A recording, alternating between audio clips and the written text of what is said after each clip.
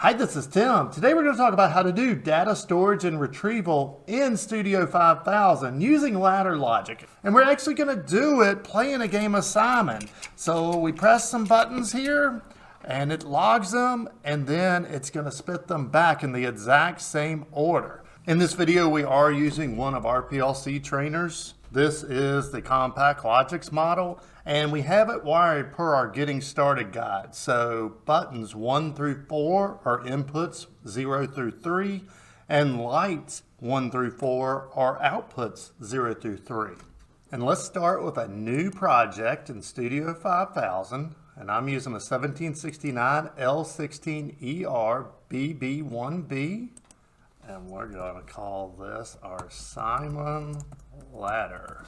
I have 2 expansion modules. Finish.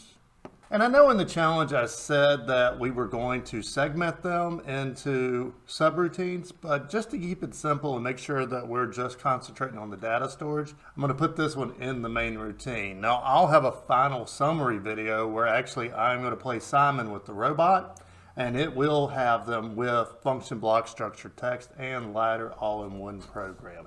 The first thing we've got to do is know when to start logging. So if any button's pressed, then we need to start logging the sequence of buttons. So what I'm going to do is I'm going to bring down an examine on, and I'm going to look at local:1:i.data.0. And let's go ahead and put a description on that. That's going to be our green button. And then I'm going to put a branch around it. Then I'm going to add 2 branch levels. And I'm copy that, paste, paste, paste. And then we're going to put our yellow button, which is input 1.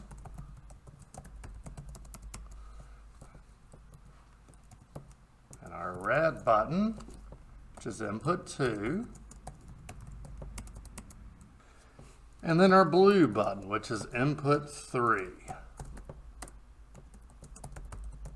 And if any of those happen, then we need to start logging. So I'm going to put an output energize, and I'm just going to call this start logging. And I'm going to create it. And so whenever this gets triggered, we need to start putting some values into an array. So now let's create an array. I'm going to go to controller tags, and we are going to right click, new tag, and I'm going to call this our button press log. And this is going to be a double integer, but we're going to hit the dialog box here to the right, and we're going to put a dim 0 of 100. So that's going to allow us to log 100 button presses. And now we're going to bring a new rung down, and we'll bring an examine on, and we're going to look at this start logging. And we're going to bring another examine on because our first log will be this green button. So I'm going to bring the green button down. And then we're going to bring a move instruction down, which you can find on the Move Logical tab. And now I need some button codes. And I'm going to make code 1 our green button. And for now, I'm just going to put button press log bracket 0 bracket. Now we're going to come back and change this. So make sure you note that this is not the final number. But mainly if we're logging and the green button is pressed, then we're going to move a 1 to the button log. And then we're going to need something to index through this array. And I'm going to use a counter to do that. A CTU. Oops, I forgot my branch. So we're going to bring in a branch here. And a CTU. And this is going to be our button press index. And we'll create that. And I'm not even going to worry about the preset. It should not matter. At least right now I can't think of why it would matter. But the most important thing is this index is the position that we're going to use in this array. So I'm going to double click on this button press index, and we're going to right click and copy. And then I'm going to take out that 0 and paste that in. And then I want the ACC, so that's .ACC. So what this is going to do is whenever we're logging and I press the green button, then it's going to move a 1 into this ACC. The next thing we need is to make sure this only happens one time. And we're going to use a one-shot bit to do that. And that's going to be on our bits tab. I'm going to bring down an O and S. And I'm going to call this my green button O and S. And we'll create it. And I think we're ready to copy and paste this 3 times. So either right click or Control C and then paste, paste, paste. And I think we're ready to copy and paste this 3 times. So Control C, 1, 2, 3. So our second one is going to be our yellow button.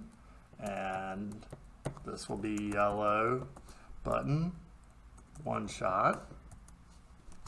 And we'll create that. And that'll be number 2. And then we're going to do the red button. And this will be red button, ONS. We'll create that. And that will be 3. And then this one will be our blue button. And this will be blue button ONS. Create that one. And that will be 4. Okay, I think we're at a good spot to download and see what this does, because this can be a lot to take in and we want to take it a little bit at a time. So go ahead and download your program.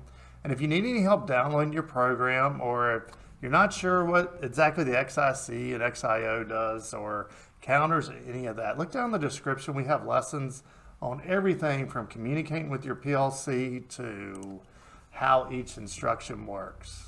Then make sure you're back in run mode, and let's open up our controller tags and look in the button press log. And right now it has all zeros in it. And when I press the green button, you're going to see a 1 go into the green button's position. Now press the green button, and now we have a 1 in button press log 0. Now I'm going to press the yellow button. See, we got a 2 in position 1. The red button, a 3 in position 2. And the blue button, that's going to give us a 4. Now just to make sure you realize this isn't incremental, I'm going to now hit the yellow button, which will be a 2. Which will be a 2 in position 4. And then we'll hit it again, and we can hit it as many times as we want. All right, we can log button presses. The next thing we need to do is start repeating those button presses. And the first step to that is going to be to know that we're done pressing buttons.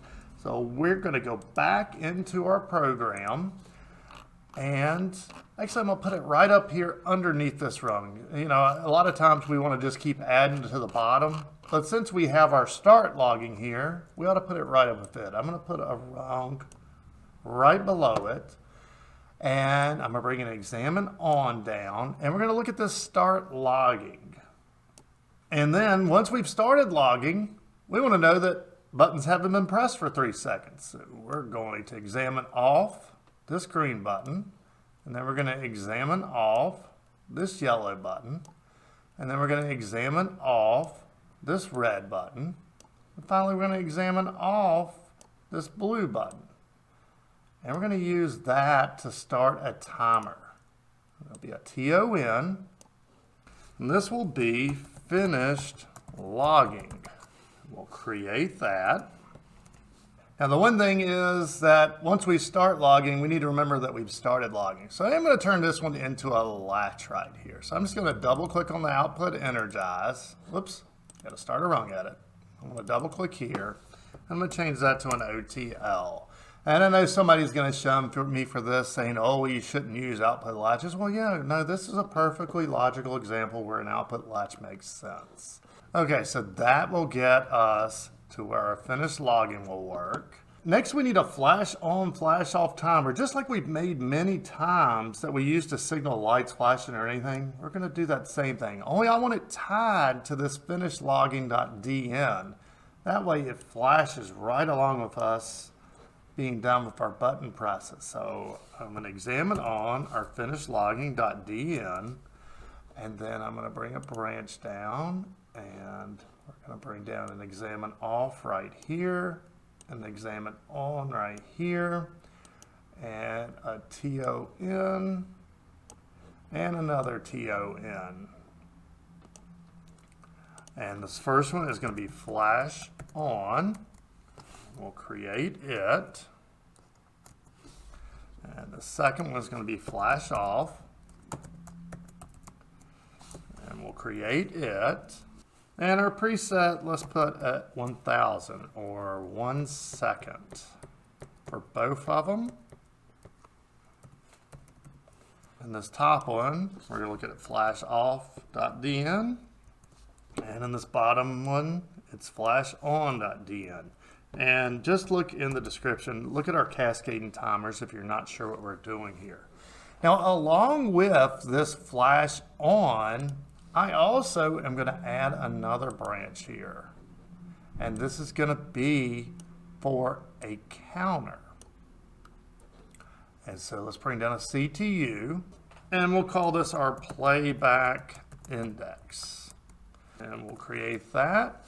All right, and now we're ready to actually play back some stuff. So I'm going to add these to the bottom of it here. So let's bring another rung down, and let's bring down an examine on, and we're going to be looking at our finished logging.dn, and then bring down another examine on for the flash on.tt. And now we want to compare. So go to your compare tab and bring down an equals statement. And we're going to look at our button press log. And then for now, just put bracket 0 bracket. That way we have kind of a place marker. And then the same way that we used the button press.acc here to index through the log, this time we're going to use the playback.index. So I'm just going to copy that. And I am going to paste it in place of that 0 and put .acc.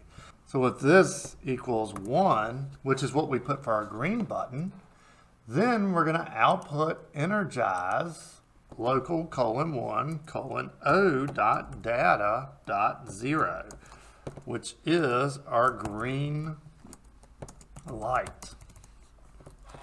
All right, now let's copy, paste, paste, paste. And on this second one, it's going to be a 2, and this is going to be 1 for our yellow light. And then this is going to be a 3. And this is going to be our red light.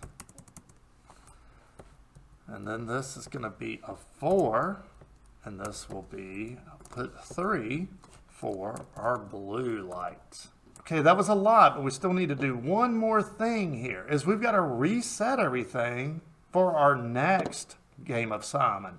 So right now, 1, 2, 3, and 4 are the values we're using. So if we even look in our button press log right now, with everything we pressed, we have here. So this is what it needed to repeat down to position 20. And so once we're at a 0, we need to start over. And so what I'm going to do is bring down another rung.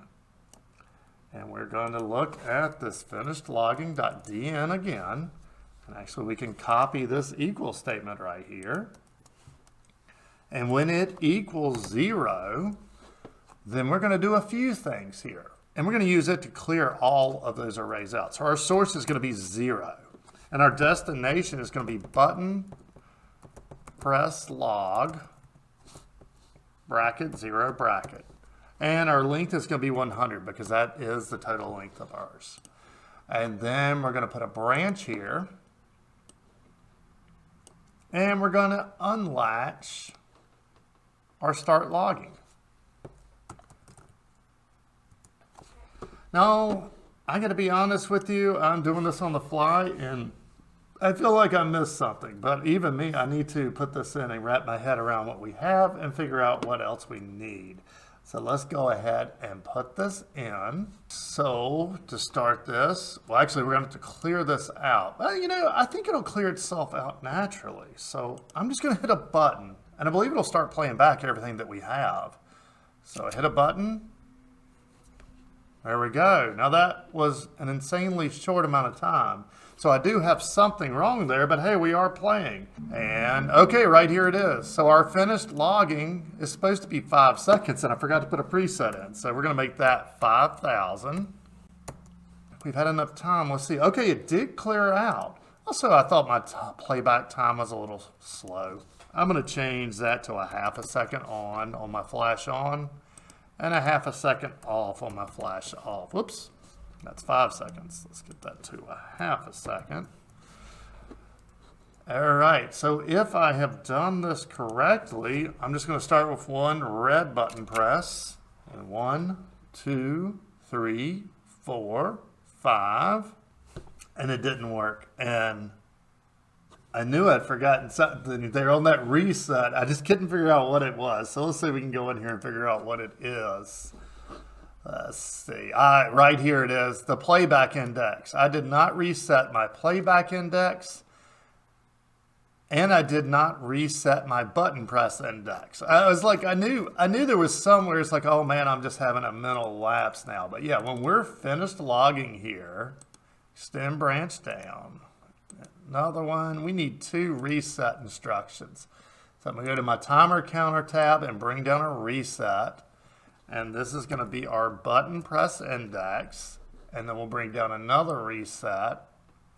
And this will be our playback index. And we'll put that in.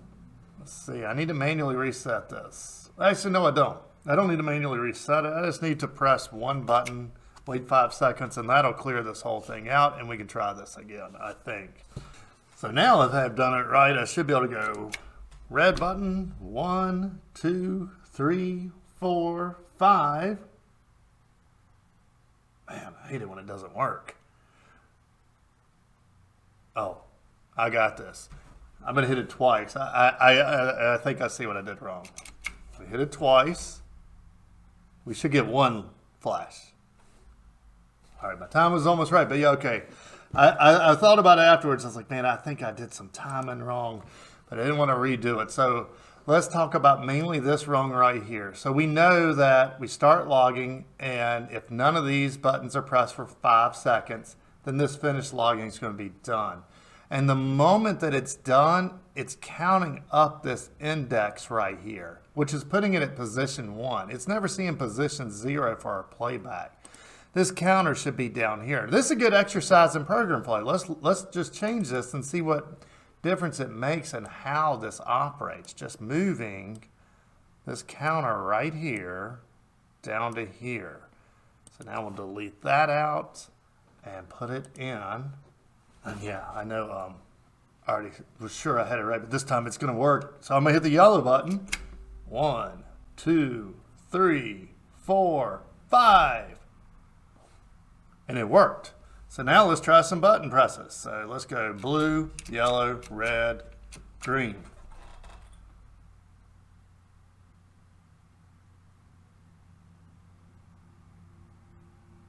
All right, so we got something. Well, now my pause time is too much now. And I mean, when I just see it, it's just like, okay, that was too much time. So let's start tweaking some values here just to make it a little more fun. And also, I'm going to make this where we can flip it around and the PLC can be the button presser, and we have to repeat eventually. So let's change our finish logging to 2 seconds. And let's change this flash on, flash off to 250. I think this will just make the game a little more fun and engaging, especially when it comes to us having to remember the steps. Okay, so I believe we do have a game assignment in RsLogix. And mainly, hopefully this helps you understand how we can do some data storage and retrieval in RsLogix.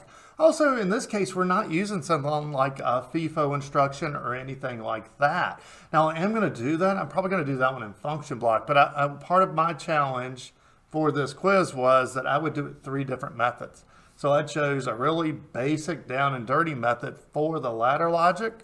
And yeah, eventually we're going to flip this around and the PLC will actually spit out the numbers. So we're going to have to figure out how to do random numbers and have it spit out.